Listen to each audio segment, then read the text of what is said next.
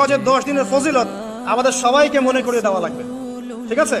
Online অফলাইনে সবাই প্রচার করবেন এই 10 দিন নেক আমলের জন্য একটা উৎসবের উপহার আল্লাহর পক্ষ থেকে। এই 10টা দিন যেন আমরা আল্লাহর পক্ষ থেকে এই উপহারকে কাজে লাগাই, বেশি বেশি নেক আমল করি, পরকালতে গুছিয়ে নেই, পারবো ইনশাআল্লাহ। আল্লাহ পাক এরকম কিছু অকেশন সৃষ্টি করে দিয়েছে, এমন কিছু উৎসব আল্লাহ পাক সৃষ্টি করে দিয়েছেন যেখানে মানুষ আমল গুছিয়ে আবারও আল্লাহর পথে ফিরে আসতে পারে। আমার কথা কি বোঝা হচ্ছে?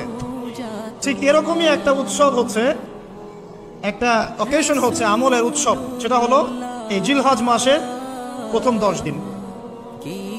এই জিলহজ মাসের প্রথম 10 দিন সম্পর্কে আল্লাহ পাক সূরা ফজরের মধ্যে শপথ করেছেন, ওয়াল ফাজরি, ফজরের কসম, ওয়া লায়ালিন আশর, এবং এই 10 রাতের কসম। এই 10 রাত বলতে এখানে জিলহজ মাসের এই 10 দিন এবং 10 রাতকে বোঝানো হয়।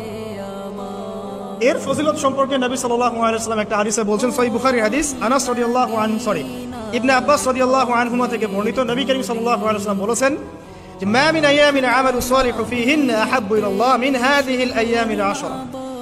আল্লাহ পাকের কাছে এই 10 দিন অর্থাৎ জিলহজ মাসের প্রথম 10 দিনের নেক আমল যত বেশি প্রিয়, আল্লাহর কাছে জিলহজ মাসের প্রথম 10 দিনের নেক আমল যত বেশি প্রিয়, অন্য কোনো আমল এত বেশি প্রিয় না।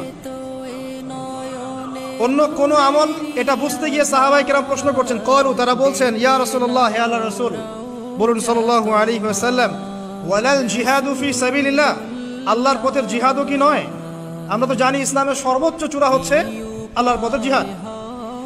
তো নবী সাল্লাল্লাহু আলাইহি ওয়াসাল্লাম বলছেন, ওয়ালাল জিহাদু ফি সাবিলিল্লাহ, আল্লাহর পথের জিহাদও নয়, আল্লাহর পথের জিহাদও নয়, ইল্লা, তবে ওই ব্যক্তির কথা ভিন্ন, রাজুলুন খারাজা বিনাফসিহি ওয়া মালিহি ফালাম ইয়ারজি' মিন যালিকা বিশাই, কোন একজন ব্যক্তি যে তার জান এবং তার মাল নিয়ে আল্লাহর পথে বেরিয়ে গেছে, তারপরে কোনো কিছু নিয়ে সে ফিরে আসতে পারে নাই, মানে সে শহীদ হয়ে গেছে, এই ব্যক্তির কথা ভিন্ন।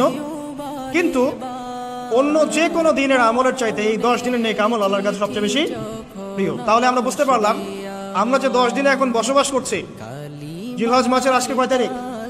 1 তারিখ। এই যে আল্লাহ পাক নিয়ামতের সাথে আমাদেরকে বাঁচিয়ে রেখেছেন, এই 10 দিন আমল করার সুযোগ দিয়েছেন, এই কৃতজ্ঞতা স্বীকার করে আমরা কিন্তু শেষ করতে পারবো না, পারবো না।